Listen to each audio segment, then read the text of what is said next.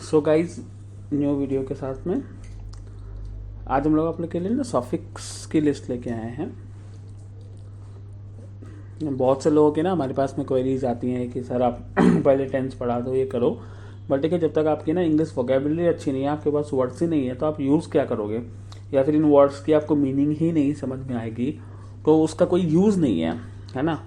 तो बेटर है कि आप पहले अपने वोकेबुलरी को स्ट्रांग कर लीजिए, मीनिंग समझना, जैसे हमने पहले आपको आइडियम और फ्रेजेस बताए हैं। तो ये सारी चीज़ें, क्योंकि बेसिक देखिए टेंसेस तो सबको ही आता है ना, सिंपल सेंटेंस पढ़ के, बट इम्पॉर्टेंट है जैसे आप गवर्नमेंट जॉब की भी प्रिपरेशन कर रहे हैं या फिर आपको मेल लिखने होते हैं ऑफिस में, है ना, क्योंकि हम जूनियर नर्सरी केजी लेवल से तो इंग्लिश नहीं पढ़ा रहे, तो उस लेवल पे आपके पास में ऐसे वर्ड्स बहुत सारे आएंगे जो नॉर्मल वर्ड से थोड़े डिफरेंट होते हैं, है ना। मैं खाली ऐसे तो इंग्लिश नहीं सीखेगा कि मैं खाना खाता हूँ, आई एम ईटिंग फूड, खा रहा हूँ, आई एम ईटिंग फूड, ऐसे तो इंग्लिश नहीं सीखा जाएगा, है ना।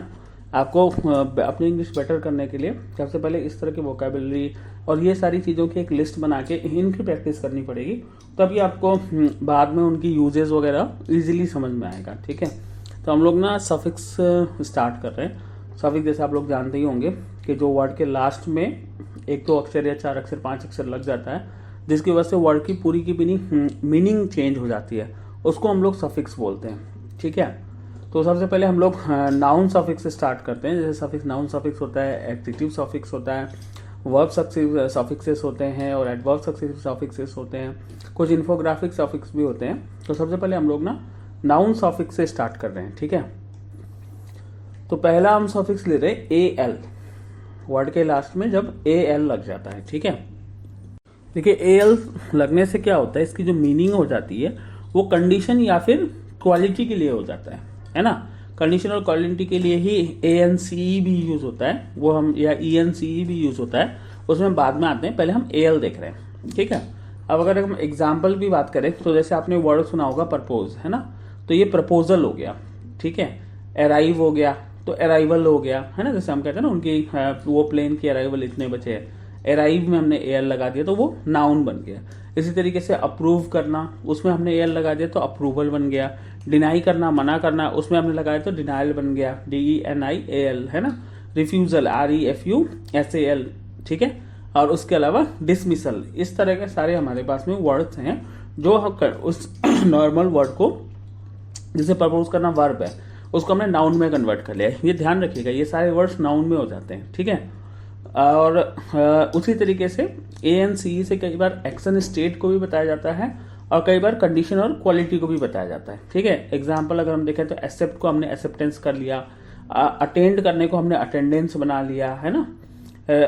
रेफरेंस को हमने, सॉरी, रिफर करने को हमने रेफरेंस बना लिया, प्रीफर करने को हमने प्रेफरेंस बना लिया, है ना। इंश्योर करने को हमने इंश्योरेंस बना लिया और एग्जिस्ट करने को हमने एग्जिस्टेंस बना लिया। ठीक है, जैसे अगर हम नॉर्मली अगर मैं थोड़ा डीपली आपको बताऊं तो जैसे हम कहते हैं ना कि क्या नाम है, जैसे आप अटेंड कर लो किसी फंक्शन को तो वो अटेंड हो गया, बट टीचर जब आप उसका आपको चेक करते हैं किसने किसने अटेंड किया तो वो आपका अटेंडेंस हो जाता है, राइट। इसी तरीके से हमने किसी को रिफर कर दिया, है ना, तो हम कह सकते हैं कि मैं तुम्हें रिफर कर रहा हूँ उस कंपनी के लिए, है ना, बट वहां पे जाके वो रेफरेंस हो जाता है सामने वाले के लिए ना, वो कहते हैं कि वो ये रेफरेंस के थ्रू आया है। ठीक है, तो इस तरीके से ना ये हमारा कंडीशन, क्वालिटी, एक्शन या स्टेट में कन्वर्ट हो जाते हैं वर्ड। अगेन ये सारे वर्ड्स नाउन हो जाते हैं, इसलिए इनको नाउन सफिक्स बोलते हैं। ठीक है, इसी तरीके से अगला है हमारा ATION या खाली TION। ठीक है, इसमें क्या होता है, इसका मतलब हो जाता है वो द एक्शन और रिजल्टिंग स्टेट। ठीक है, जैसे कि डिक्लेरेशन, है ना, डिक्लेरेशन वर्ड आपने सुना होगा ना, जैसे बिल्स के नीचे डिक्लेरेशन लिखी होती है कि भूल चूक लेनी देनी, है ना, ये सारे डिक्लेरेशन हैं। या फिर subject to Mumbai authority only, yes Mumbai court only. ठीक है, इसी तरीके से सेलिब्रेट करने का हमने सेलिब्रेशन बना लिया, इन्फॉर्म का इन्फॉर्मेशन बना लिया, इमिग्रेशन बना लिया हमने इमिग्रेट का, है ना। उसी तरीके से एजुकेट का हमने एजुकेशन बना लिया, उसी तरीके से एलिमेट का आपका एलिमिनेशन बन जाता है और कॉम्बिनेशन आपका हो जाता है कंबाइन का। ठीक है, अगला जो हमारा सफिक्स है वो है SION। ठीक है, इसका अगेन मतलब होता है स्टेट और बीइंग। ठीक है, जैसे आपका रिपीट का रिवीजन बन जाता है, रिवाइज का बल्कि रिवीजन बन जाता है, डिवाइड का डिवीजन बन जाता है ना। प्रोफेशन आपका बन जाता है depression, confusion, tension, compulsion, confusion, decision, impression. ये सारे वर्ड हैं जिनके आगे SION सफिक्स लगे हुए हैं। ठीक है, ये सारे वर्ड्स का आप लोग मीनिंग बहुत सिंपल है, बट फिर भी अगर किसी की मीनिंग आपको नहीं आती तो आप गूगल कर सकते हो, या बट आप इसको याद जरूर कर लें, ये वर्ड्स इंपॉर्टेंट है ना। अगला है आपका URE।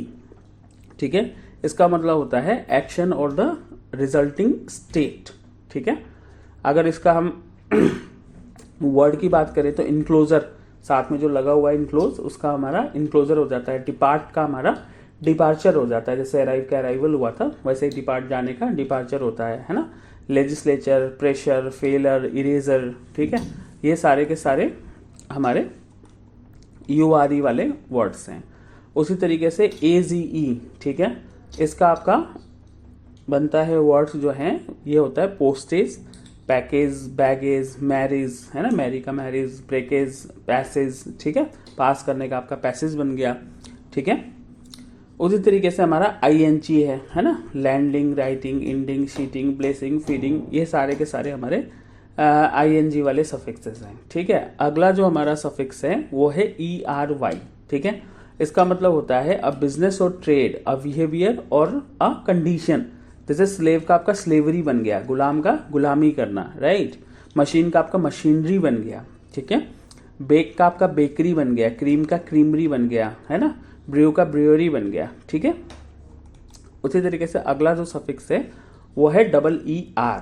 इसका मतलब होता है engaging in something associated with something, किसी चीज में इंगेज होना या किसी चीज के साथ जुड़ना, एसोसिएट होना। ठीक है, जैसे वॉलंटियर, इंजीनियर, है ना, ऑक्शनर, रैकेटर, प्रॉफिटर। ठीक है, ये सारे के सारे हमारे EER वाले वर्ड्स हो गए। सिंगल ER का भी वर्ड होता है ना, जैसे टीच का टीचर, डांस करने वाला डांसर, हेल्प करने वाला हेल्पर, है ना, someone who performs on action. Lawyer, law practice करने वाले को लॉयर बोलते हैं। ठीक है, इसी तरीके से जेल में रहने वाले को प्रिजनर बोलते हैं, गांव में रहने वाले को विलेजर बोलते हैं, राइट। अब उसी तरीके से अगला जो हमारा सफिक्स है वो है IST।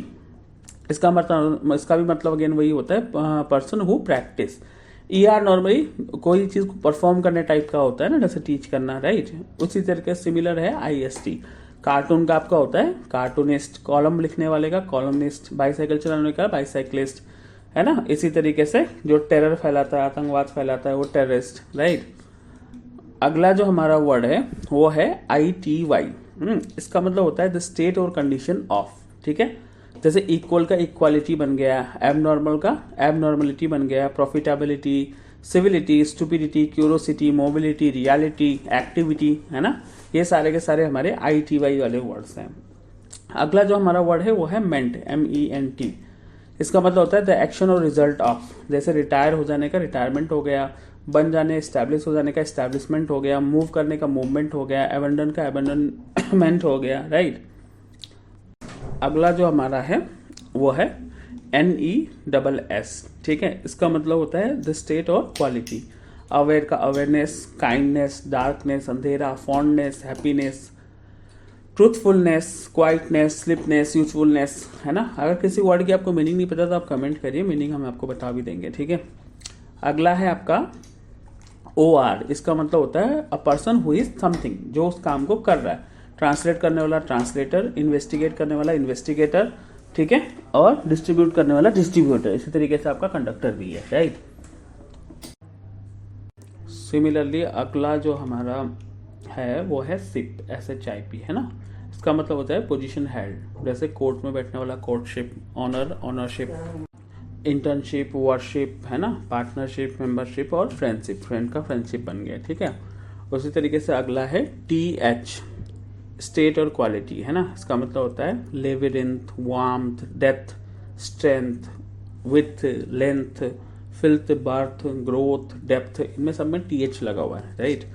अगला है आपका TY। इसका मतलब होता है कंडीशन, जैसे honesty, difficulty, safety, cruelty, loyalty, modesty, certainty. ठीक है, इनमें सब में आपका TY लगा हुआ है, राइट। फिर आप अगला हम अगर जाते हैं तो हम हुड में जाते हैं। जैसे फैमिली टर्म्स में ये यूज होता है, जैसे पेरेंट्स का पेरेंटहुड हो गया, मदर का मदरहुड हो गया, चाइल्ड का चाइल्डहुड हो गया। ठीक है, ये मोटा मोटी आपके नाउन सफिक्सेस हैं। और भी बहुत सारे वर्ड्स हैं और भी बहुत सारे तरीके हैं, बहुत सारे मीनिंग्स हैं। ठीक है, आप उनको भी प्रैक्टिस करिए, पर ये मेजर हमने आपको कवर कर दिए। आगे से जब भी आप वर्ड देखेंगे और ये सफिक्सेस हैं तो आप ध्यान रखिए नाउन सफिक्सेस हैं, है ना। बाकी अगले वीडियो में हम आपको एग्जेक्टिव सफिक्सेस कराएंगे। ठीक है, आप इसको सीरियल से ही करें। मैं आपको सीरियल इसलिए रिपीट कर देता हूँ। सबसे पहले हमने 3-4 वीडियो वर्ड वगैरह के जो जनरल से इंग्लिश के वर्ड्स हैं जो हमने 2-3 साल पहले शूट किए थे, ठीक है, वो वीडियोस हैं, उनको सीरियल से आप देखें। उसके बाद आप पहले सारे आइटम्स तैयार कर लें, है ना। जब एक बार आपके सारे आइटम्स तैयार हो गए, उनकी मीनिंग आपने बार बार प्रैक्टिस कर लिया, अच्छे से हो जाए, फिर आप सफिक्सेस में आए। और जैसे पहला पार्ट में हमने नाउन सफिक्स करा दिया, और आने वाले पार्ट में एग्जेक्टिव एडवर्ब सफिक्सेस भी करा देंगे। तो आप इनको ना अच्छे से मीनिंग को याद करिए, सफिक्सेस को, वर्ड्स की मीनिंग को अच्छे से याद करिए, चाहे सफिक्स हो चाहे आइटम हो, तभी वो हेल्पफुल है ना। एक बार वीडियो खाली सुनने से कोई फायदा नहीं है। अगर आपको यही करना है तो मैं आपको बेटर सजेस्ट करूंगा, आप टाइम पास मत करिए इंग्लिश के पीछे, इससे कुछ होना नहीं है। आप जब तक 2 बार 4 बार 5 बार इसको सुन नहीं लेंगे, जब तक उसको प्रैक्टिस में नहीं लाएंगे, है ना, उनकी मीनिंग सारे क्लियर नहीं करेंगे, जिनका आपको पता है ये बहुत इजी थे सफिक्सेस, इसलिए मैंने हिंदी मीनिंग नहीं बताई। बट अगर आपको लग रहा है कि कुछ वर्ड्स की मीनिंग नहीं आते होंगे, ऑब्वियस सी बातें नहीं ध्यान आते, तो उनकी आप मीनिंग तैयार कर ले, कमेंट हमसे पूछ लीजिए, या फिर आप खुद ही उसको गूगल करके डिक्शनरी में देख लीजिए। जब तक आपको मीनिंग्स नहीं क्लियर है, उनको आपको यूज़ करना नहीं आ रहा, तब तक इसका कोई फ़ायदा है नहीं, है ना। आप बंदूक में बहुत सारे गोलियां रखे रहिए, बट अगर आपको चलानी नहीं आती तो उसका कोई लॉजिक है नहीं। तो आप इनको थोड़ा सा ना यूज़ करना सीखिए, तभी आपको फ़ायदा है। बाकी कल हम आपके लिए एग्जेक्टिव सफिक्सेस लेके आएंगे। Stay tuned.